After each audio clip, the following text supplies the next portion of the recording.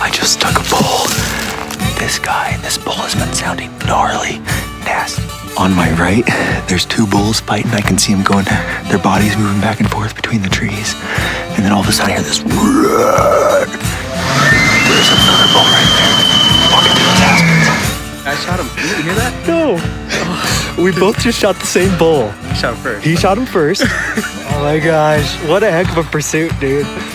All freaking day.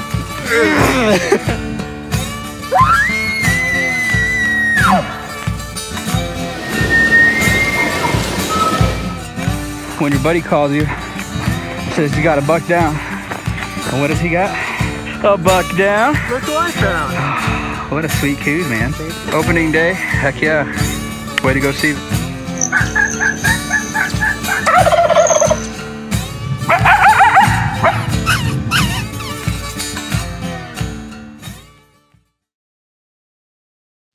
Arizona Archery Club is a premier partner with BowhuntingAZ. When it comes to attention to detail and a fiery passion, Arizona Archery Club brings it all to the table. With all the latest bows and archery equipment, you can demo every single model in person free of charge in their multiple demo rooms. Walk through the process with an experienced bow tech and see which bow is right for you without the sales pressure. Their indoor archery range offers air-conditioned lanes where you can shoot out to 40 yards. Take this awesome opportunity to hone in your accuracy and technique. When you visit, be sure to mention that you're a listener to the BowhuntingAZ podcast. Let's all support local. Conquering your own dark mountain is no easy task. The backcountry requires grit and determination. Having quality supplements like Dark Mountain's Kodiak pre-workout, whey proteins, and nourishing recovery are all an essential part of your success in the journey to harvest from the land. Dark Mountain is a 2% for conservation company because they know that with a collective effort, we can cherish these resources for a long time to come. Use promo code BowhuntingAZ20 for 20% off your order at darkmountain.com. Remember, luck favors hard work. Hey guys, thank you so much for tuning into the podcast. We're very excited to be back, and we're very excited for the content that we'll be bringing you in the future. We've got lots of great stuff lined up, and just very excited to be here. Unfortunately, at the beginning and tail end of this podcast episode, we had some audio issues. I grabbed some of the wrong equipment, and it is what it is. It wasn't worth re-recording the whole thing, so I really appreciate you guys bearing through it. I think the content and the value of the podcast overall trumps the audio quality. So thanks for bearing with us, guys. It won't happen again. We've got some new audio equipment on the way. We're getting a whole studio here for you. So thank you, guys. Appreciate it. We'll see you in the next episode. Hey, everybody. Welcome to another episode of the BowhuntingAZ podcast. Today is the official 5th anniversary of the podcast. 5 years since we released the first episode. Was it May 20th, 2018? Okay. I believe it was with Richard Sanderson back in my hometown of Black Canyon City. I remember listening to that one. Yep. So it's crazy, man. Time has like flown by. Even Devin, my wife, was like, it's been 5 years already. She's like, geez, that's crazy. But yeah, just wanted to kind of have a special celebration episode. Yeah, and Dude, 5 years. That's awesome, man. And then that goes to show that people have been listening to us for 5 years, bro. Right. You know what I'm saying? That's what's cool. That's wild. But yeah, I just want to just say thanks to all the listeners out there, everybody that supports the podcast and just the brand, all the Instagram, the social stuff that we do. Mm-hmm. Man, just a lot of support within the hunting community, and very grateful for everyone's kind words and like motivation, just, you know, continuing to kind of spur us on and create content and all that stuff. So it's been awesome. Yeah, 40 episodes. I think this is number 41. 41. 41. 41. So 40 episodes since That's awesome. 2018. So we kind of broke up this. This show will be broken up into 3 different segments, or 4 different segments, I guess, that we'll kind of touch on. And for our first segment, we're going to kind of just talk about and reflect on past hunting adventures. Got plenty of those. We got a couple. Got some fun ones, man. Yep. Well, they're all, well, I wouldn't say all, but I can they're, think of a they're couple. all fun Yeah. when you reflect on them. Mm-hmm. But some of them, like, dude, screw that day. You know? I've had a few of those, yeah. Not gonna lie, I've had a few sore moments for sure. Oh, yeah. But oh yeah. I mean, you're out there, you're testing yourself, man. That's it. It wouldn't be fun if it was just all like gravy road, and you know, I enjoy. That's the fun of the getting my butt kicked once in a while. The fun is the suck, right? Mm-hmm. Well, not really. The fun is the harvest. Yeah. Once the success. Once the hard part's behind you and you see like the benefit of it, yeah, it was worth it. Oh yeah, the benefit of whole like making everything all complete after the whole suck of it. You know, what I mean? That's the best part of it. Yep. So let's just drive right into it, bro. Share a standout hunting adventure from the past 5 years. Boy, hands down for me, that guy right there, our 2019 elk hunt. Yeah, that's yeah. I mean, you and I, unbeknownst to each other, put in for the same tag. That's the year I met you. Yeah. We both drew the same tag, the same unit, the same hunt. We both got early archery bull tags. Yeah. And just kind of worked out that you know, Pops has a place up there. Up in Mormon Lake, yeah. Mm-hmm. So we went and stayed up there and hunted together. We had the banners out and everything. Met a few people. Yeah. Oh, that was a blast. Dude, that whole town is fun. Like during elk season, yeah. Just being there is fun because it like nothing else exists. It feels like it's all hunting. Yeah, it's all hunting. 100%. Yeah, it's a blast. It's fun, and like it's dead during the middle of the week, except for hunters. You know. Yep. Like I remember going into the lodge one afternoon or whatever, and it's just like the only people in there are hunters. Yeah. You know. Oh, by the way, cheers. Cheers, buddy. I don't know what that was. Okay, I'm not gonna say why. Just cheers, right? Just cheers. Cheers to 5 years. That rhymes. We're drinking some Garrison Brothers Ladybird. Brand new just came out. Which is their brand new release that they just came out with. I think it was a limited release, wasn't it? It was. It's not going to be a production run. Yeah, shout out to Garrison. So if you guys want to give us a little bit of like a kickback. So Garrison Brothers, for those that don't know, is a bourbon company out of Texas. They're in like the heart of Texas Hill Country. Phenomenal. If you're into bourbon and you like bourbon whiskey, they make a phenomenal product. Any of their products is my favorite. Yeah, the one that sticks out the most to us though is Cowboy. It's Cowboy. Cowboy bourbon, and the house rules are you either got to be wearing your boots or wearing your hat There's when a you house drink standing. Yeah, you have to have a cowboy boot on or a cowboy hat. Yes, sir. And it is Cowboy proof, man. It's like 134 proof. Yeah, 134. I think one of them might have been 136 at one point. Yeah, you better bring big boy pants. It's so good though.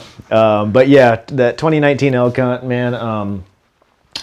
Just for me, it was the quintessential elk hunt experience. I could not. Right. I think going into that as our very first elk hunt ever, and coming out with what we came out with, like, dude, it's gonna be tough to beat anything like that. Well, it's tough to beat that, man. But like we just had this elk hunt with our buddy Jimmy last year, and it was kind of the same. Some of the same situations where like you can get into them and you can have like the day of a blast, you know what I mean? They're just screaming, you know, and just coming in. I mean, this big old freaking huge bull coming in at us 40, 50 yards, and then your buddy doesn't know how to shoot. But well, he knows how to shoot. He just passed on everything. Yeah, he's been watching too much TV shows. And apparently, he thinks Arizona's got like 480-inch bulls or something. In like a very popular unit. I know a guy that still wouldn't shoot. But nah, it's just. I mean, even this last hunt we went on, man, I still had just as much fun, just helping and more or less guiding him, but helping him out on his hunt, and I didn't have a tag, but the enjoyment was still there because you still get to experience all that. You know? Oh yeah. We still had a calf that came up in like 15 yards, 10 yards, and this is his first archery elk tag in the rut. You know, so for him to experience that, that's what you do it for. You know, obviously we want to get a tag at the end of the day fulfilled, but those are dude. I think if anybody's to say a certain hunt in Arizona, elk. All day. Yep. So. Yep. And dude, that was just you shot your bull, stud 5x5. Yeah. Frank the Tank, dude. And he made us work for it for sure. Hell yeah, he did. We worked for it big time, and then shot old Billy the bugling badass right here. Hell yeah. That was cool. Yeah, dude, that bull sounded so mean. He did. That morning was nuts. I don't know. I mean, going through your head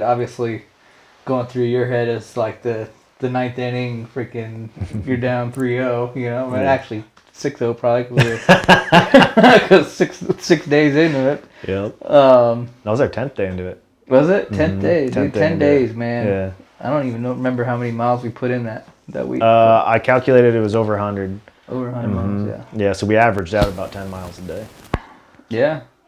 And, dude, I was like, I felt like I was in the doghouse that day, but if you guys haven't listened to previous episodes, spoiler alert, you know. He had an opportunity at a bull. It was a spike, and luckily I stopped the bull before he could shoot him. Involuntarily, on my behalf. But I just remember walking in that Sunday, like, I liked bulls bugling and going off. I liked what my wife said. What? Like my wife came in clutch and texted me and said, because it was Sunday, and I was going to go home later that day, so we had the morning to hunt. Okay. And it's not something she typically does, really. She's not super, like, she's supportive, but she's not like rah, you know? Right. And she goes, it's Sunday, today's the Lord's Day, you're going to kill a bull. And that was it, just matter of fact. Like one single sentence. Why didn't you say that the Sunday before? Right? That prior You could have said that earlier. Like the weekend before that, opening weekend, you couldn't have just like, hey honey, today's Sunday, God's Day, we're going to get bull. No man, it was just perfect timing the way it was. Because we were down, we had struggled. I mean, you've struggled. And so go ahead. We were going in. I was just talking, like in my perspective, I remember walking in there and just bulls going crazy. And I was just trying to let you have as much room as you could, you know. But yeah, it was nuts. I mean, obviously you're the one that experienced it a little more. I didn't even get to see him really coming in and screaming like you did. I was trying to hide behind a tree to make sure I didn't screw this one up, you know. But I mean, what was going through your mind that time, you know? Oh man, I mean, I just remember we were walking into that same spot we had been walking into quite a bit. Right. And I just remember we knew they were in there because we had seen them kind of through the trees, you know, and you could hear them obviously. And I just remember hearing just like crack, just that loud, like, and then like, you're like, what the heck was that, you know? And then seeing those two bulls just fight, and I was like, oh, and I felt lucky that I remembered a guy telling me, like, if you see that, like, go sprint at them. Yeah, because they are zoned out. All they care about is fighting that other elk. And so I just remember them doing that and kind of hurrying up, trying to get there as fast as possible. And as I was making my approach, I remember being very careful, like stepping stone to stone, trying to be as quiet as possible, make that sneak up, which I guess I didn't really have to anyways. But not really. Yeah, but and then as I was going in towards those two bulls, sure enough, mine came from the left. Coming down a mountain. Yep. And I remember that. Just screaming. And dude, he was like 50 yards. And I just remember him ripping one. And it was like, I hadn't been that close before when they were bugled. And to me, it was like deafening. Yeah. That was cool. Yeah, I remember. From what I remember, I don't remember seeing him bugling or anything, but I just remember hearing him, and then all of a sudden, as soon as he was done bugling, Yeah. I seen him like right in front of you, broadside. Yeah. And just I was waiting. I was like, all right, he's gonna shoot. She's in the news here, and like you could hear it, bam, hitting it, you know. Mm-hmm. And I was like, all right, game over, baby. Let's go. Yeah. But yeah, I mean that's one heck of a memory, man. Yeah. That would be probably same hunt would be my favorite memory too. Mm-hmm. Yes, sir. Why don't you talk about like one of your most memorable hunting experiences that we've had and what it meant to you?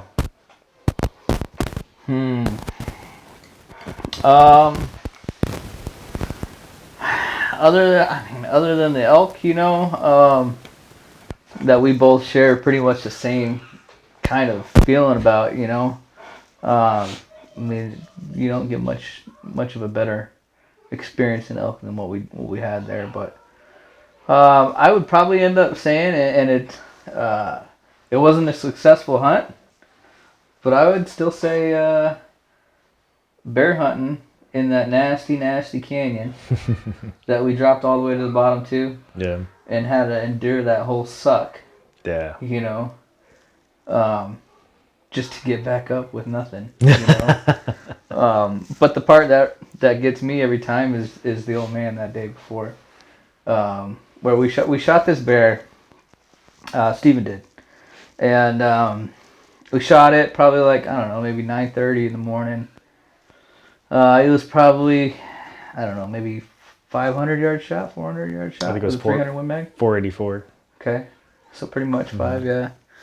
And there's people all around. I mean, it's a pretty popular spot. But so yeah, I remember Steven shot him, and then we pulled out our spotting scope and realized that, okay, there is blood there. Let's go across over there and take a look and start seeing if we can see anything. Yeah.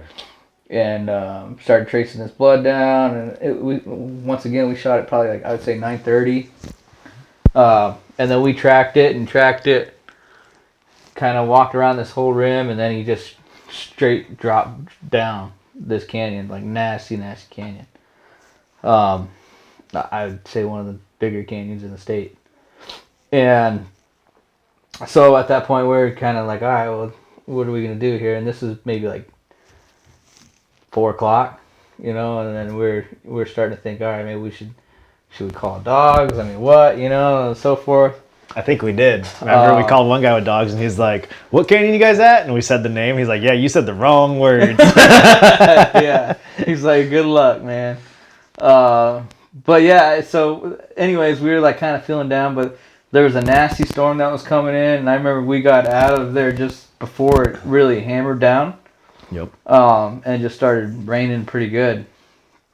And I don't know. I always still think of safety first, especially if you're in a canyon. Well, that was my concern for sure. As steep as it is, you know, there's no real quick exit out of that. So you never know, especially in canyons, if there's going to be mudslides. I mean, whatever, anything can go wrong. Flash floods, you know, all that. So. And we had to run out of water. We had already sucked dry our camelbacks. So we probably got, I would say, halfway down this hillside. And then we're like, all right, well, let's, you know what? We'll come back first thing in the morning before sunlight. Mm-hmm. So we reached back up to the top of this canyon. And I don't know why, whatever, but I called the old man up, my dad. And just maybe thinking of like some advice or a little pep talk, you know, or whatever. Just telling him, hey, we shot this bear, you know, he dropped down. We're going to back you out. We're going to go back in there in the morning. He was like, what was it? He's like, what? You didn't get him? He's like, why didn't you drop down there? And I was like, because it's going to rain. He's like, well, are you a real hunter or what? You know?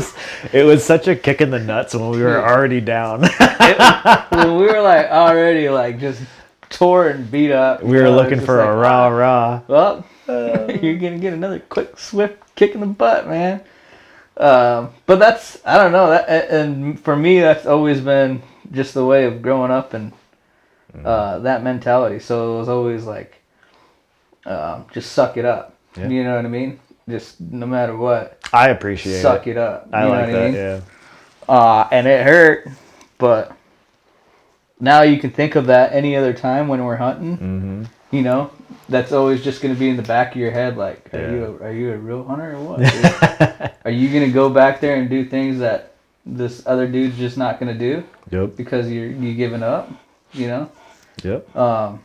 So I would say that really, realistically, in the experiences of all of us hunting together, I'd probably say that. Yeah. And once again, it wasn't a successful story, you know, but mentality-wise, yeah, I would say so. Heck yeah. Just because that hard grind, man. Yep. Reflect on the growth and evolution of our bow hunting skills and knowledge since the podcast's inception. I mean, I shoot 200 yards. So All day, dude. Heart Yeah. shots. Oh, yeah. 100-yard hot shot bombs. heart shots, bro. Like, Yeah, I would say range has definitely grown, but that's just with archery practice. yeah, and just especially with these bows they're coming out with now, man, it's crazy. Yeah, I mean, like my buffalo was like 63 yards. I shot one of these cues at like 70 something. Yeah. Like that, yeah. But man, skills, not even just archery skills, but like evolution of bow hunting. I would say stalking. Okay. And I still struggle with it, I but was gonna say you're I don't know where you were gonna go with that, but like I was gonna say one thing that you've always kept mentioning to me patience. is patience. Yeah. I'm terrible at it. Because there's been so many times where I'm like sitting back and like waiting, and then you're just like gone. Like, you just keeps moving and moving and moving. I'm like, come on, man, let's watch and see what this deer's and gonna do. I learned that this year, particularly when I was on that real big buck and had him at 70 bedded. And I think in hindsight, as I look, if I had waited, he probably would have got up and walked towards me. Okay. And I probably would have smoked him. And because I thought, well, I'm elevated, I'm on a rock ledge. If I could squeeze in another 10 yards and get closer, I could make a shot happen while he's bedded. And then I got popped by one of his does. Yeah. So continuing to evolve and just learning, like, dude, calm down. Like, just wait and see how this plays out. And you know what? Because I can guarantee if you try and make it rush and happen, you're gonna fail. Yeah, I mean, there's tidbits of that, but at sometimes you do need to get just moving. You do, yeah, for like sure. If they're walking away from you and going around the hillside, you gotta move. You know what I mean? Yep. But I definitely think a little more patience would be nice for you sometimes. Yeah. But that's just your mentality. Your mentality is move, and keep hustling and grinding. Yeah. That's with anything you do in life, man. I've always seen that, you know. Yeah. But other than that, what other techniques or anything else you've learned? Yeah, take your thumb release and just throw it in the trash. So you need to get one of them hinges, bro. That too. Anything other than a trigger release, just throw it in the trash for hunting purposes. It's like those videos. This is how you properly shoot a bow with a thumb release. You grab your thumb release and you wrap it around your bow. Chuck it off the cliff. your bow D-loop. And you unclip it real quick and you just throw it away. Oh, man. So some backstory on that. I still think he was one of the biggest deer. He was a 3x3, but I would compare him of like how your 5x5 is elk is a like mass, a toad. is a toad. Yeah. That was like this 3x3. He was like a 5x5 version of that. Bro, I seen a 3x3 that was like. And I had him dead nuts at 50 yards even. Broadside with his head down feeding, and I decided for whatever reason to pull out my wife's thumb release, which is a great release. It's shooting at the range or something, it's phenomenal. And I clip it on and I draw back, and as I'm drawing back ready to smoke this buck, I freaking bumped it or hit something, the stupid thumb release on my bino harness as it's coming back. And if it had been my trigger release, that wouldn't have happened. That's just a personal opinion. Obviously people hunt with thumb releases all the time. It's fine. Do whatever works for you. But for me, that'll never happen again. I don't know. I I like hinges now. That's what I've been mainly hitting with. But I remember when we went to Texas recently with their parents, our old dads, you know. Yeah. I had to draw back like a couple different times on a buck that was walking in and on this thing, and I just remember getting my hinge set up, pulling it back, and then I'd have to let down again, and it's a little more of a pain in the butt to pull back and let down on a hinge because you have to keep your fingers and like all that at a certain angle. Yeah. So, because otherwise, if you rotate it, it'll just pop off. You know, versus like a button or an index, you don't really have to worry about it. You just pull that sucker back and you can just let go. You know. So that was a little tiring, but. Yep. But I prefer it, but. Yeah. But I would say diversifying your shooting scenarios too, in your practice in the off season, because I mean, you know, if you're hunting say OTC in August here and you're sitting water and you're hunting from a blind, whether it's a ground blind or a brush blind or whatever, like if you're not well versed in that, shooting sitting is very different from shooting way different, standing. Man. Yeah, and like how you pull back, where you end up like anchoring and all that. It's or like if you're like stalking. You're stalking a buck and for whatever reason you get caught, but you still have a shot opportunity and you're crouched and it's not how you're used to shooting. Like you better have shot in a weird, strange crouched knee on one knee, you know, kneeling. Dude, cramp your leg up, bro. You know what I'm saying? Oh, that's the worst. And you're like, how long can I hold this for? Dude, just turn around real quick, man. Come on, let me get up. Let me get up. Yeah. Yep. Or dude, shoot the kill shot. You know what I'm saying, dude? Just tilt that bow sideways. You know what I'm saying? Kill shot! That's a kill shot! That's a kill shot! No, but yeah, like seriously though, like you said, man, make yourself as awkward or as uncomfortable as you can when you're trying to shoot, because that deer's never gonna just come out here and let you just like, poke me in with that needle. Yeah, it's pretty rare that they give it to you. Yeah.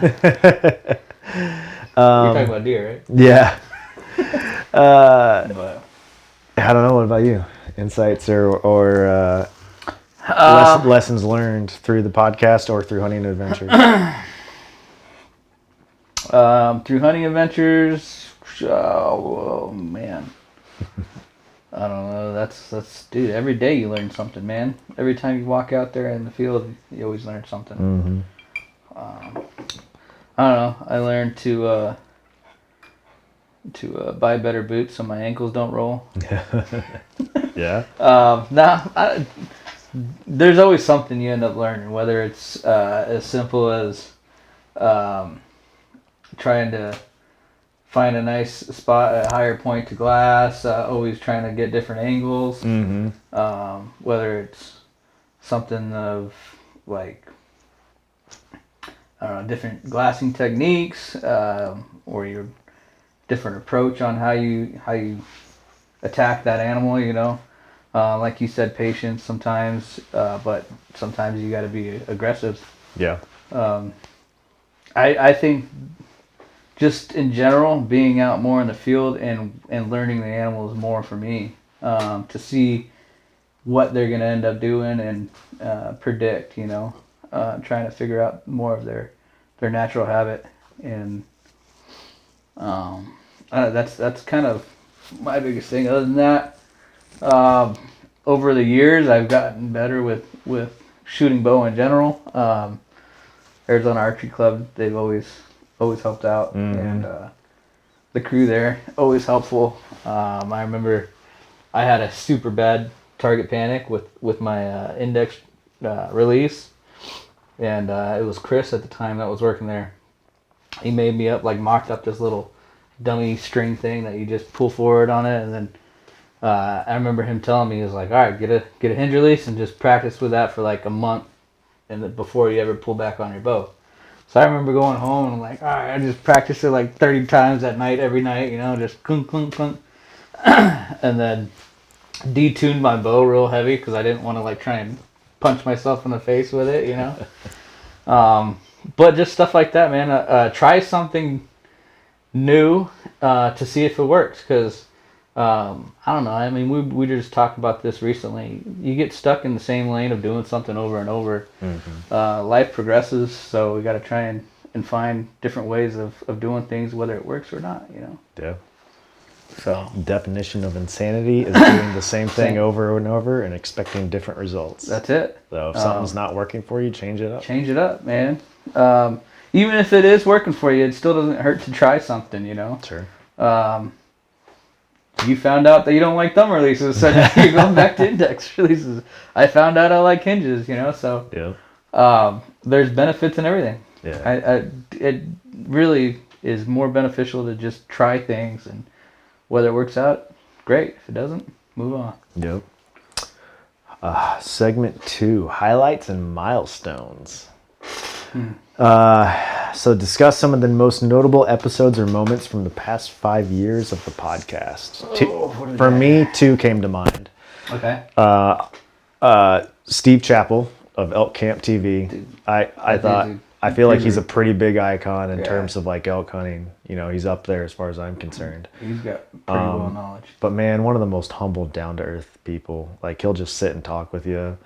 You know, never gives off the impression that you're like encroaching on his time. Like he's all like, "Hey, let me lend you." He's not too high of himself either. You know, like he'll lend you his ear. Yeah. He's really nice. I remember we were shooting at Ben Avery, getting my 300 sighted in, and you're like, "Hey, dude, I think it's Steve Chappell right there." And I looked over, and sure enough, and I said, "Hey, man, how's it going?" And he was like, "Oh, Steven, how's it going?" Like he knew who I was. Remember, he was with the client. Yeah, he was trying to zero in his client's rifle with him. Yeah, I remember that. And he like, you know. And the client wasn't upset, but he like stopped and walked over and like talked with us for out of his day, 15 minutes when he's trying to, you know, right. Obviously he's getting paid. And he's like, "Oh yeah, just keep shooting." Yeah. You know, like Happy Gilmore, that guy's over there. He's like, "Just keep doing. You're doing okay." But I just thought it was cool, man. I like it when people are like that, you know, that are real. You know what I mean? And down to earth. Exactly. Instead of just like stuck on their high horse and whatever. Yep. Everybody's a person, man. Yeah. No, that would be a big one. I think he's such a guru of elk, man. Yeah. Like big. I feel like that guy knows elk very well. Yeah. But another big elk guy too, and I didn't have him on the podcast, but I got the opportunity to go to the seminar. You know, Christian Hunters of America puts on an annual elk seminar. Yeah. They've had different guests over the past, but the one that I got to go to and meet that really stuck out in my mind was Wayne Carlton. Yeah. If anybody knows like the backstory of hunting and the industry, you know, people like, you know, obviously Fred Bear, Dwight Shrew, Wayne Carlton. I'm trying to think who else are like some of the main icons of hunting. But just those old bow hunters that I don't know. Yeah, you kind of hitting the nail there. But, but anyways, having his seminar on the podcast, and then like I got to meet him and talk with him and stuff like that and hang out a while. I just thought that was the coolest thing. Yeah, man. Another genuine. I mean, he's a good old boy from Montrose, Colorado, dude. Like, even getting the fact of getting him to make custom calls. We've had custom elk calls made by Native by Carlton. You know, they've made us the BowhuntingAZ elk calls. We've seen photos of successful harvests with them, with those calls. So Mike Ornosky from CHA called his bull in did he? with I didn't even know that. That's a stud freaking bull, man. Yep. Dude. Yes, sir. Well, I don't know. What do you think? Personal highlights or guest interviews from the podcast? I think Steve Chappell was an awesome one. I think the one you ended up doing not too long ago with Dylan Curry was another awesome one. Yeah. You guys think of anybody in Arizona that hunts bears? That's the dude. He's the dude. That's just the main guy. Chasing the King is probably what most people might know him as for his Instagram handle. Yeah. But he's someone that I definitely look up to in terms of like bear hunting, particularly Arizona bear hunting. Yeah. Because I found that out. I've talked to a few guys that are known bear guys. Right. And there's just a vast difference from Arizona bear hunting to like, you know, obviously a lot of other states you can bait you throw out a bunch of donuts and some syrup and they, you know, I mean, I'm not knocking it. I would hunt that all day, but it's just different than, you know, a 600-yard shot across a canyon and then having to go get that bear. Where they live in here versus like other states too, you know. Mm-hmm. I mean, obviously, Colorado and some other places have some huge terrain, but Yeah. I mean, a lot of times here in Arizona, they live in the thickest, nastiest, meanest country you could think of. Yeah. You thought sheep country was nasty until you go hunt bears, you know? But no, I think he did a really cool episode of it. Yeah. I liked that one a lot. Yeah. But yeah, I'd say Steve Chappell and his. For I like sure. those. For Mainly sure. because I like elk and bear. Yeah. I hope to get him back again. I'm pretty sure Steve would be open to it. Reflect on the impact the podcast has had on the bow hunting community and listener feedback received. I don't know. What do you guys think? Crickets? I was gonna say, I was waiting, but they were awfully quiet. Uh-oh. No, the feedback has been overwhelmingly supportive. Yeah, dude, I would say so. I mean, Yeah, I dude, mean- as many times, like, I haven't been to the range in a while, probably almost, I don't even want to say it, but it's been a hot minute, you know what I mean? I used to go to the archery range all the time, and people would see me, I mean, obviously, but we've met a lot of cool friends and people just from going to the archery range, and then they'll say, "Oh, dude, are you that guy? Are you that guy from BowhuntingAZ?" Like, yeah. And I was like, "Oh, dude, I love your stuff," you know. Yep. Or even just going out and chatting with people, and I'll just tell them, "Oh, hey, check it out, BowhuntingAZ." And they're like, "Oh, okay." And then next thing you know, they're all like, oh, "Yeah." They're that's following awesome. us. Yeah. And it's all just a really good environment, you know. Yep. Sure, you'll get some haters and everything here and there, but whatever. Whatever. Shoot, man. You know what I mean? Yeah. That just means you're doing something good. Yep. Yeah. You know what I mean? Oh yeah. But Yeah, I would say definitely like the community is super cool. Just the support and the rallying around it. I mean, yeah.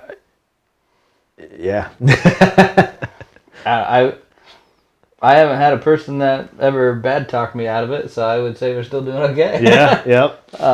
Yeah, meeting people like when I remember taking the girls to shoot at like Arizona Archery Club at their indoor range. Right. And I some guy tagged me, like took a picture of me and tagged me. And he was like, "Oh, dude," he's like, "I was gonna say hi, but you were busy with your kids and this and blah blah blah." And I was like, "Oh man, like you should have just came and talked, dude." Said hi, like, yeah. I said hi or whatever. And just That's like, yeah, I remember one time I went to Ben Avery's, and then somebody, I don't even remember who it was, maybe if you do, if you're listening, you can maybe say who. But I remember somebody walked up and like, is it rude, but are you the guy from BowhuntingAZ? Or like, don't take offense. Like, that's what he was saying. He's like, don't take offense, but are you the guy from BowhuntingAZ? I'm like, well, yeah, that Or dude's like, good looking. Well, of course that's me. oh man. Or like Waldo. Waldo, yeah. Michael Waldo. He met you at Total Wine. You guys were trying to buy bourbon. I didn't even know who that was at first, whatever, until you used to like, oh yeah, you met the so and so. I was like, yeah, sure. Or find out he's a good dude, man. Or like Ashton and Brandon. So we were over at a friend's barbecue. Oh, We were over at a friend's barbecue, and this gal named Ashton was there, and you know she had mentioned that her husband was out turkey hunting or whatever, right. And kind of make a long story short, she goes home. You know, I don't know how long it was, a week later or whatever. Her husband's watching stuff on TV about hunting, and she goes, "Oh, I know that guy." And he was like, "Shut up, no you don't." Yeah, and she's like, "Yeah, no, he was at so-and-so's barbecue the other day." He's like, "Shut up, no you don't." And she's like, "Yeah, no, I swear to God." Like, and like then I meet him, and he was like, "Holy crap, it really was this." And then we took him out hunting, and he got a nice he got a nice 4x5 mule deer. Yeah. So it's just cool the relationships that you build, the community that's around it, and it's just neat. It is. I dig and it. it really isn't that big of a community, man. So you get to know a lot of people. Yeah. Yeah. Yeah. Unexpected challenges or rewarding experiences encountered. Dude, bear hunt. Yeah, I was gonna say that was Dude, an you could unexpected just total challenge. that whole topic in bear hunt. I would say this last hunt that I had for my rifle deer. Okay. I went into that. I'm gonna be honest. I went in pretty cocky. Yeah, you did. I had been in there. I remember that. But I had been in there, so to build up to it, I had been into this spot numerous times during archery season, Right. though, right? So Right. December, OTC. Different time of year. but only by a month. Yeah, but yeah, they're not rutting yet. So, sure. So they're still in different places. And had continuously turned up a stud 4x4. Right. Like big body wise, probably one of the biggest bodied deer I'd ever seen. Okay. Just a toad. And I went in, I got this rifle tag, and I'm going in, and I'm just like, oh yeah, man, like I'm gonna find this guy and smoke him, you know. Oh yeah, I know what's what. I remember. And as things should go, I got my ass handed to me, and heck yeah, ate my words, and heck yeah, I still got to shoot a deer, but you still got a nice coos deer. Yeah. You were like dead set, like, all right, I'm getting a stud mule deer. I was like, mule deer or bust. Mule deer. I want this big old freaking 300-inch mule deer, you know. Oh, yeah. 300-inch, jeez. But you got your teeth knocked out. And, yep. Which is good. And, we need that humbling every once in a while. That's a good thing. When we start to get a little in our heads, it's time we get knocked out. Mother Nature tells you, not today. Oh yeah, you think you know what's up? Yeah, let me show you. I'm gonna knock your socks off, yep, buddy. that's good. Yeah. Yeah, I mean, he still ended up coming out successful with something else, but yeah. Yes, sir. But I don't know. That's like the same thing with Jimmy's elk hunt recently, you know. Like where we think like, oh, dude, we got this in the bag, man.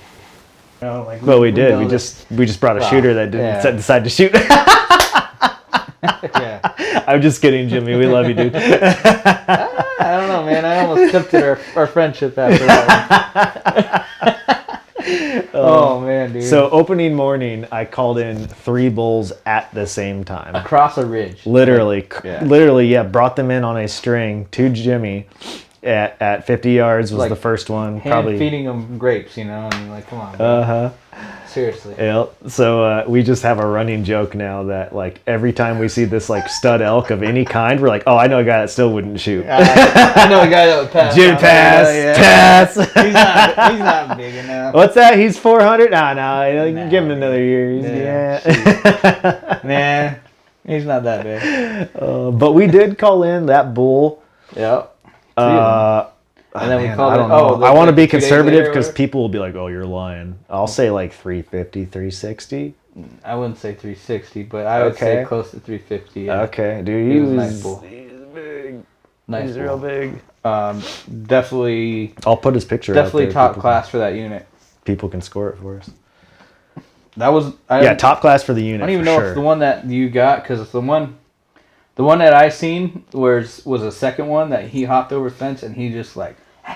Yes, I have him on video. Tongue out and dude just going like nut. I'm like, what? He was hot and heavy, bro. Oh man, I was sounding extra sexy that morning, he had dude. His tongue out. I was like, slobbering and everything, dude. Oh my gosh, bro. That's why they all came in. They were like, damn, there's a hottie over here. I think one of them took a blue pill, bro. He was. Oh man. It's nice to know that my elk calling is still good. But I was doing something right that day. But to say to that point though is like we came in with expectations of like, dude, don't worry, man, like we'll get you elk for opening weekend. You know, like we'll have it in the bag. We'll be back on the road Saturday afternoon. You know, like we already like had this planned out, and come to find out, I mean, we did, but just Jimmy. Jimmy didn't want to shoot. Just freaking Jimmy, dude. Jimmy was Jimmy, man. Jimmy was Jimmy, man. Jimmy was off the hook. Yeah, he was nowhere around that. But yeah, it just goes to show, there's different situations, like whether it's, and it wasn't Jimmy's fault. I mean, he was behind a tree, and it's his first hunt. Yep. We just, you get cocky, you know? Yeah. Well, it's probably a little bit of shell shock for him too, man, because like, well, yeah, he's never hunted elk during the rut, and then you've got 3 bulls that come in all at once, and you're like, like that's a brain overload. Well, and he's like, and you're not sure if you should take a shot or not. Yeah, and you've got, that's where he's like, he was thinking, all right, maybe he's gonna get like 2 more steps, and he'll step behind this. Well, and he said too. He said he said I could draw. But he was looking right at me, and he was like, waiting for him to go past his tree, from what I remember, or something like that, to like get a couple more steps. Sure. Yeah. So, dude, it's all a learning experience, man. Yep. So we had a great time either way. I'm pretty sure he learned, and yeah, he did learn, because I remember it's like 3 days or 2 days later, we got another opportunity, and I'd seen his eyes wider than Oh man, I don't know, man. that was wild. And this bull comes right behind us, like We were having like 5 yards. I don't know. Oh, yeah. Man. Like it was stupid. because we were on the top of a berm and we spooked this elk down into this little draw below us, Right. and he ended up literally just rounding it right below us and coming up Yep. behind us because I kept cow calling to. Yep. We had a little mountain huddle, Because he was still unsure. and Jake and I are looking at Jimmy, and Jimmy's looking behind us, and all of a sudden we see Jimmy's eyes go as big as like saucer plates. He's like, "Don't move! Don't freaking move!" And I could remember hearing, could hear it yeah, like hearing the thud of his hooves right and they were, behind us. like right there behind me. And I was like, and I see him start to draw, and I like duck. And it's, like as soon as right before he drew, I was like just looking through my peripheral of my left eye or whatever. I could see a cow. a cow already walking in front of us, like Yeah. already past us, you Yep. know. And then he was like, "Do not move." And then all of a sudden, his eyes just went Yeah. because he saw the bull come That up. bull came up. And- Can you imagine if he had shot that? Full frontal, probably. Oh man, Something, easy. Yeah, whatever, that was anyway. probably in the neck, or I don't know if he was Whatever. broadside. I couldn't see him, so. I couldn't see him. But he learned because we gave him so much crap of like, dude, just draw back, man, just draw back, whatever, draw back. Well, at that point, you just gotta go And for then, it. Yeah. so we were like, dude, next time just draw back, you know. And then if you draw back, whatever, we're telling him like draw back and just reach around or whatever, you know, because he was behind the tree. I was like, just reach around or do whatever. Mm-hmm. So this time when that bull came, he was like, I guess he was saying that the bull went to look down or something, I don't know, or turned his head. And he was I just remember him just boom. I was like trying to dive out of the way because it was like it looked like over my shoulder. Over my shoulder, man. I was like I didn't even think about it at that time. I was just like, okay, go, Jimmy, go. And then It's like I better hit the dirt. I remember like sitting in the truck afterwards, I was like, damn it, Jimmy, you could have almost shot my head off, man. I'm like, I trust you, but dang, bro, what's going on? I'm sure we would have felt the air of that arrow going past us. But he learned, man. He learned. He learned to just pull back, no Yep. matter what. Because sometimes they'll just do a little stutter step real quick and sit there, or sometimes they'll end up spooking. But either way, Well, and you're wearing camo too, right? So your body's broken up. Right. The silhouette of you's broken up. So they see some movement go on, But they and don't I've know had it what, where they'll you know? linger trying to figure out what the heck was that, That's what I'm you know, saying. and So so just you pull don't back. know. Yeah. pull back. Might as well do it. They're looking. You're there. Yeah. Otherwise, you're gonna let them go. Yeah. So Yep. All right. Segment 3: looking ahead and new adventures. Yeah.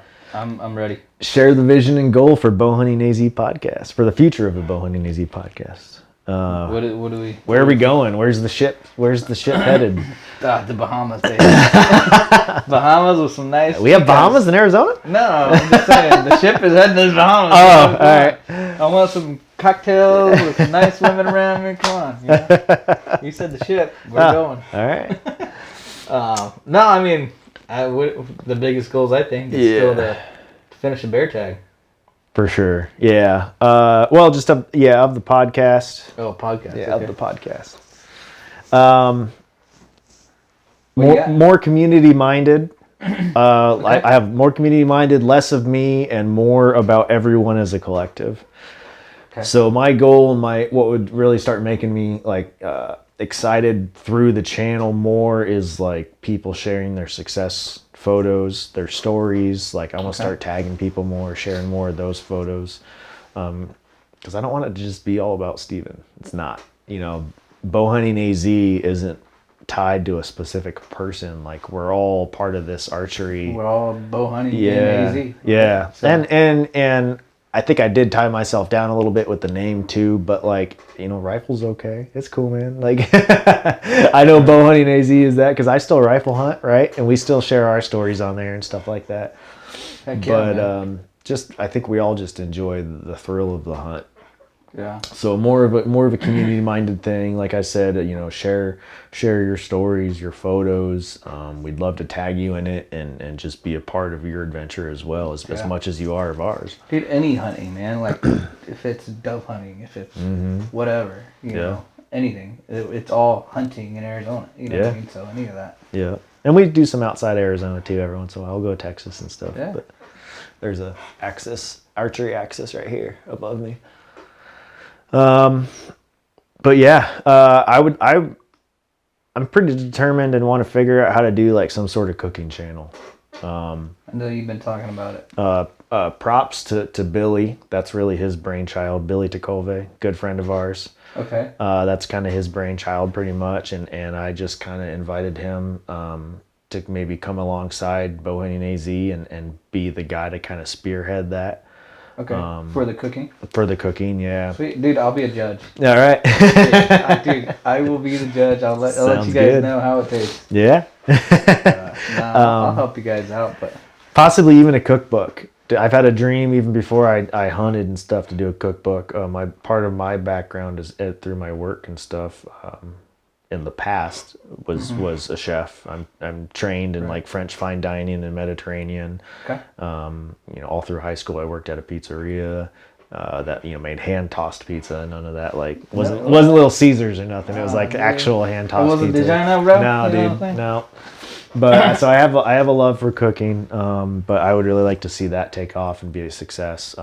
Like we were talking, it'd be cool to do an all Arizona cookbook. Yeah, dude. I think Nopales, prickly pear juice, coos deer this, elk that, turkey, whatever. Chili, whatever, man. All that, man. That'd be awesome. So we'll see if we can't make that happen. And then finally, bringing back merch and stickers. So that's in the work. I made a great connection just through some of my work endeavors of a guy that specializes in that. So I think he's got our back.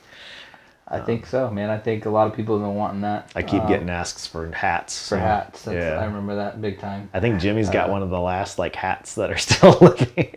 Really? Yeah. I've got I one gave him that my. fit. Oh, do you? I gave him my personal one. I was like, here, did dude. you? Yeah, it was. I hardly wore it. Oh, mine was like sweaty. Just and because all I'd have this like Dark stuff. Mountain would give me some here Right. there, and I wanted to rep the brands that we support. Yeah, So, no, the same way. I end up just wearing the hats that all these other companies that we've worked with, and but yeah, I've still got my BowhuntingAZ hat. Nice. I don't wear it because it's kind of stinky, bro. I tried to wash it. It needs a wash. Oh, dude, I tried to wash that thing, and it's a little worn down. That's man. funny. I think it even stretched. Yeah, Stretched. But I think hats and decals would be awesome. Yeah. Or for more sure. merch. Yep. Discuss upcoming plans for exciting new episodes and topics to be covered. Okay. I need a WD-40 my chair. This is annoying me. Oh. This thing's creaky. So who are you thinking, man? Uh, Or other like guest ideas or other topics? What are we thinking? Sure. So here's 5 right off the bat. I've honestly got at least 10, if not more, ready to go. Now it's just putting it together, recording them, lining up, scheduling, all that stuff. Sweet. But the first one, well, not in any order, but these are 5. An episode about business and hunting, what it's like to run a business and be a hunter. Okay. The specific gentleman that I have in mind for this one has 3 different income streams. They're homegrown businesses or stuff that he's invested in and has turned into a business. And simultaneously, like, he hunts all over the world. Like, he's kind of doing the Tom Miranda thing. Okay. Trying to do some super slams. I don't know if he's trying to do slams, but just he's doing like the destination. Like, he just went to Argentina and smoked a black buck. Okay. Yeah, he's been to Africa. He got 2 water buffalo in Africa. Like, he goes to the place where the animals are and hunts them. That's what you work for, man. But at the same enjoy time, these like, experiences. he's got crews here that are running businesses and doing stuff, So like, me being an entrepreneur and a self-employed person like that, really, I want to learn more from somebody like that. And I feel like on top of it, whether you're entrepreneurial or not, maybe you work a 9 to 5, but like, I feel like we could all probably learn something from a guy like that. Just shows his work ethic, man. Yeah. And the dude's like a stone cold killer, man. Like, he just... Wait, what? Like Yeah. serial killer dude? No. No. Hide your kids, hide your He's just a super successful guy. Like, That's cool. He kills a lot of stuff. Well, we'll have to wait for that. Yeah. So that's one. I would like to do just a podcast episode about cooking wild game and its versatility. Maybe you can get Billy on there with us and talk about that'd be a some of great that idea. So just, I don't know. I feel like for some of the new up and comers, there's all different stages of hunters that we we create content for. Right. We've got a lot of people that are brand new, and we've got some people that are very seasoned. But I think no matter where you're at, like, you can always use some cooking ideas. So there's one. There's a program out of Texas called the Future Hunters Summit. It's a 6-day course, and basically from start to finish, it'll take anybody off the streets, regardless of skill level, but it'll take them off the streets and out of the general public and turn them into a fully self-sufficient hunter in 6 days. You'll kill your first animal, you'll gut it, you'll skin it, you'll cape it, and you'll cook it alongside a chef. And then you'll take the rest of that meat home. That's like that's the thing right there. I mean, Yeah. there it is. And then, the thing. Their goal is to prepare you to go and do your own backcountry hunts. So like you go to this 6-day course, you learn like we had tech guys. There was a couple of tech guys that came from Austin, that were like tech company dudes, and they came, and one of them had been introduced to guns, and he had his own rifle and he brought it. The other guy had never even touched a gun ever. And so by the end of this thing, dude, he smoked his first deer, dropped it, like didn't go 20. And yeah, it's a pretty cool program. That's pretty cool, man. That's rad. We'll talk about that and interview the guy that runs that program. Native by Carlton, we're gonna get them on the podcast and talk to them. Oh, maybe some more calls. Yeah, maybe that'd be sweet, man. Elk season is right around the corner. Maybe more calls, or even turkey calls. I've got like 4 or 5 left in the closet. I saw them today. Yeah. That'd be slick, man. I'm waiting for that one. Right. I like him. Elk hunting and the art of manufacturing elk calls. Hunting adventures and parenting. So getting your kids involved in the outdoors. Okay. That is something that I've had a strong desire to do more of. We've taken the kids out. You and I have taken the kids out. Yeah, they've gotten to see some deer. Javelina, I remember the javelinas are like 20 yards in front of us. Yep. Little pups with them and everything. Oh yeah.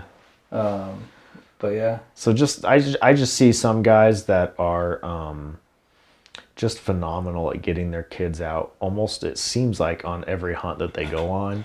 I obviously, like, we do some hunts that are definitely like not kid friendly. Right. But I see some guys that just really excel at getting their kids out there, and so I want to have a few of those guys on, and just to kind of give us some tips and pointers and just how we can get our kids more involved in being outside. Tell them to be quiet. Don't take a bag of crinkly chips with you. Oh, man. But dude, in that aspect, I remember when we took Noah, our buddy out, his son, Jared's son, never been hunting, done nothing before like that, and we took him out dove hunting. That was a blast. That was cool, man. That was really cool. Seeing him kill his first animal, dropping a dove, that was cool. That was awesome. Talk about new hunting adventures or locations you're eager to explore and share with the audience. For me, share with the audience. Yeah. For me, it's that bear hunt. That's like the thorn in my side. Yeah, that's definitely. I just want to finish that Arizona bear, and I think we both. I think we both do. That, yeah. That's the biggest thing right now. That, and I want an antelope, bro. You want an antelope? I've been itching still, man. Really? Itching. Oh yeah. I don't know what it is about it, but I want an antelope. Well, I'll do whatever I can to make it happen. I've been talking with like Jack, and he's like, "Dude, you want to go to Wyoming or New Mexico? Everyone's going to New Mexico. New Mexico or Wyoming." And we're all like, "Yeah, let's go, dude." Yep. I was like, "Yeah, I don't care. I'll pay. Let's go." So bear hunt. I still have not shot like a mature 4x4 mule deer buck. Yeah. You were thinking you were gonna get one last year, bro. You were like so high on your I was, and I was like, "Hey, check out this cool thumb release. I'm gonna use it." And my arrow was like, "Nope." And to make it worse, two guys walked over and were like, "Dude, what happened? We were watching you through our glass and saw some like the deer just run off." Like, what the heck? I don't want to talk about it. Shut up. Keep walking. Yeah. Oh yeah. No, yeah. We've seen them, obviously. Just a matter of getting it done. And I am starting to get my hopes up. I don't know we have Go Hunt. We could probably figure it out, but I've got 12 buffalo points now.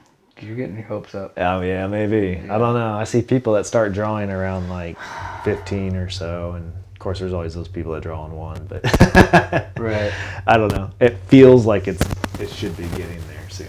I have more of a hope. Well, that's how I feel about my antelope, but Yeah. then I keep looking at my draw, Yeah. and it's like, ugh, why do I keep doing that? I just got a thing for buffalo, man. Like how people have Yeah. a thing for sheep and stuff. I see buffalo and it just gets me going.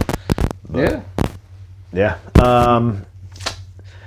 How can the podcast continue to support and engage the bow hunting community? Man, I would think like just getting out more and more, and like I used to do all the time. I'd go out and just go to the shooting ranges, stuff like that. Engage with people. That's how we've met a lot of good friends out of that, man. Community meets. Hike to hunt. Hike to hunt was a big Hike to one. hunt is awesome. Dude, the amount of people that were like, "Oh, hey, it's you guys!" Like, Yeah. we'll be there this year, and I think we're gonna maybe collaborate with Ryan over at Hunt AZ. Oh, A super good dude. great dude, man. Yeah, Great dude. yeah. I can't say enough good things about him. I mean, another Arizona hunting community page that is just phenomenal. So yeah, hopefully we can meet up with him and maybe shoot with him and just kind of hang out for the day and collaborate. That'd be sick. Yeah. Awesome, dude, and that'll be a blast. Every time hike to hunt, it's always a blast. That's such a great course. Yeah. All of them, man. No matter what course. Some of them are a little trickier than others. Some of them have longer shots. That buffalo at like 120. Yeah, dude. This last year. Bring arrows.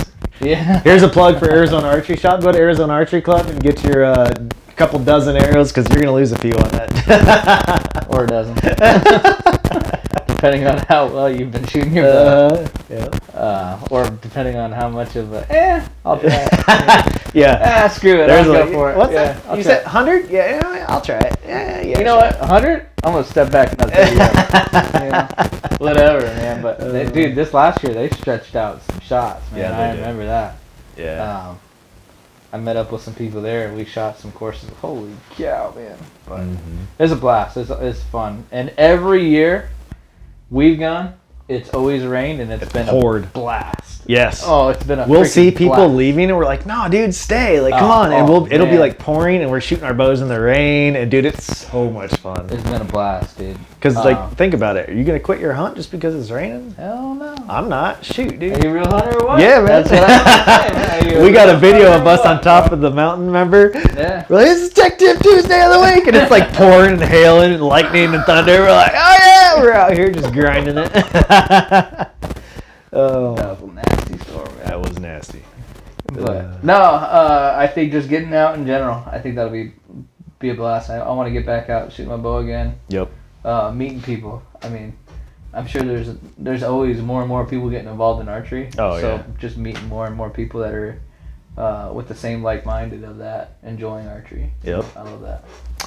More giveaways. Oh yeah. We got some things in the works already. I've got three lined up now as of today. So I'm gonna try to get more in the works and do some. Everybody giveaways loves and stuff. giveaways, bro. Free stuff, man. Who don't like free stuff? Yeah, dude. Remember we did the shed hunt, or like it was it? No, it was a scavenger treasure hunt or scrap. Yeah. Yep. Yeah. You never do. It was a scavenger hunt. We had stuff out in the, That was a blast, man. That and was we fun. like, what did we do? Did we just drop a waypoint? Is that what it was? And said we like, dropped like hints of like, all right, something, whatever. oh yeah, Here you go. and it was like within 100 yards. and then of they had this. to answer questions to get the clue. Right? Yep. Yep. Yeah, that was fun. We should do that again.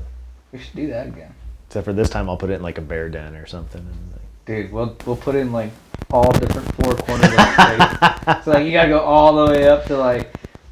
it's $1,000 cold cash, but it's inside this mountain lion den. Good luck. You gotta go like for one, you gotta go all the way to Yuma. For the other one, you gotta go all the way to like Nogales or something. And the other one's way up over near like Lake Powell,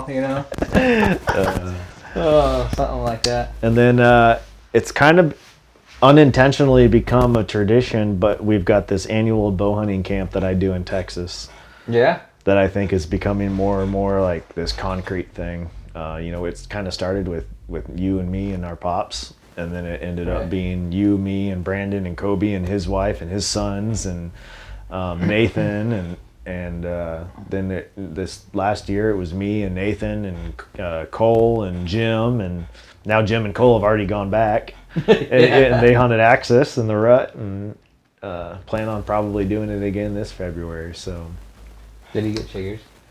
Not in February. No, when he. Oh, I don't know. That's a good question. Probably, dude. Oh, dude, I the hated worst chiggers I have chiggers. ever had in my life. Dude, if you're gonna go to Texas and hunt, don't go in the summertime. Do not go in the summertime. Well, go, but just put on either bug spray or Just don't go. wear what are those things called? Gators or Do something, man. Yeah. Gators are like freaking. Dude. I don't care if you look like a Shania Twain with knee-high boots, but dude, get them. wear some chaps. Something, man. Dude, it was rough, man. Yeah. I remember 2 weeks. It took 2 weeks for the chigger bites to go away. And like hundreds. it was it was looked mean, like dude. looked like chicken pox. But that's not, dude. The hunt itself was a freaking blast. Yeah, I mean, you a real hunter So- or what? Not when it comes to chiggers, bro. I don't care what. No, I did experience it. That's part of the fun. Yep. That's part of the enjoyment. Yep. But no, that camp that we started going it's turned out cool, man. Yeah. And you get to really meet people. You know what I mean? That's, Well, yeah. That's the fun part about You're it. sharing that hunt camp experience. Exactly. And, You really get to become true friends with these people. You know. yeah, I talk at least probably almost every day, if not every other day, to all the people that I've gone to camp with. So. Damn, dude, you're pretty social, bro. I tried to limit myself with even talking to you. every Oh day. shit! Wow, dude. Oh, Oh boy, this guy's eye rolling when he sees my name pop up. I see how it is. Ah, dang it. Steven's calling me. You know what? I got an opening for a co-host on the BowhuntingAZ podcast. One of those canned messages. Accepting Can I call you later? applications. Can I call you later? Oh, yeah. But yeah, man, 5 years. What a wild ride. Frick yeah, dude. Yeah. 5 years. But it takes people to have an audience and to enjoy it, to be able to do that. Yeah, You know? for sure. But yeah, thank you everybody for the support. All the people that have taken the time to go write reviews on the podcast and smash the 5 stars and just say positive things. You know, Right. I get people that email and just let us know, oh dude, thank you so much for this and that, or you know, telling me exactly what has helped is a big thing. You know, if a podcast episode has done something for you, it helps me to know that, so I can keep delivering that for you. Right. And if it's not information that I know firsthand, then I can at least find a guest that does know that and bring that person to you guys. So, but yeah, thank you guys so much for everything that you've done just by listening to us and supporting us. Yeah, and I just encourage everybody to continue to stay tuned. Hopefully all these things that we're putting in the works are Sounds valuable. like we got a list of some awesome things coming up, so it's going to be fun. Yeah. Dude, thank you for allowing me to be a part of this, man. This has been awesome. Thanks for coming along the ride, man. Shoot, dude. You This has been a blast. you've sacrificed some vehicular trauma. Yeah, dude. We broke a leaf spring on my Jeep one time. We broke several of these springs. Yeah. We've had some adventures, man. And Yeah. That's truly what it's all about, but just a brotherhood, you know what I mean? And I really appreciate it. For sure. Well, thank you for being here and No. being a part of this all. It's been a ton of fun. Dude, it's just gonna keep going, man. You Oh, know? yeah. This is gonna be forever. Oh, shoot. This is gonna be bigger than Joe Rogan. Okay? Oh, wow. And it's only Arizona based. Oh, we'll have to start talking about aliens if we want to do that. Oh man, dude. Well, you are doing a cooking show. We could be like mushrooms, bro. You know? Yeah, was it Heber was fire in the sky, I think, or something like that? I don't know. I haven't really ever listened to Joe Take us Rogan. to your leader. Oh. No, but honestly, yeah, if you guys have any of your own hunting stories or topic suggestions, like I said, just shoot us a message on Instagram or Facebook. It's BowhuntingAZ. Yeah. Dude, I'd love to hear other people's like stories. Yeah. And that's, yeah, I like to hear people's hunting stories, you know? Yep. You can email us too at bowhuntingaz88@gmail.com. But yeah, please feel free to share. We've got a Facebook group that's got Only good stories, though. we've got a Oh, Facebook man. group that's pretty decent. I don't know, a couple thousand members probably. Yeah, it's nothing, you know? Just bow- Shoot, 2,000 followers, man, nuts. Also, man. BowhuntingAZ, you Oh, can go man. on there and just we kind of we'll share. I mean, shoot, there's like people sell their archery equipment. They'll post what's working for them this season, or if they got anything and all that stuff. Or it's just a good community of like, because everybody in that group is very just a good-hearted people, you know. Yep. So like if you need help with something, whether it's hunting or not, I've seen other people post things that are not necessarily archery related just because they're looking for help for something, you know what I mean? Yeah. Whether it's a plumber or whether it's something, whatever, you know. Yep. I mean, just because it's all community. Heck yeah. But Hunters helping hunters. that's what it is. Yes, sir. Cool. Well, yeah. Thank you again, man, for being here. Appreciate you coming over and podcasting with me. Heck yeah. A little cheers. There's still a little bit. There's a little bit in there. Thanks for Garrison Brothers for making this ladybird. Yeah, thanks for Garrison for sponsoring us and giving us this free bottle here. Nah. But in the future, But they've done some giveaways in the hunting community. yeah. Yeah. Well, shout out to I mean, Garrison shoot, Brothers. they're from Texas. I would hope they'd be friendly to the outdoors. You would think. You'd like to think that's kind of a bastion for all things American. But yeah. Well, thank you guys for watching. Appreciate it. It truly has been a blast for 5 years of this podcast. It's been amazing. So. Yeah. We'll see you in the next episode. Thank you so much for listening to the BowhuntingAZ podcast. Please be sure to subscribe to the podcast, smash those 5 stars on iTunes, and leave a little review at the bottom. It'll really help us out. For our short films, go subscribe over on YouTube. Just search BowhuntingAZ. Don't forget to follow us on Instagram and Facebook at BowhuntingAZ. Good luck to everyone this season. We'll catch you in the next episode.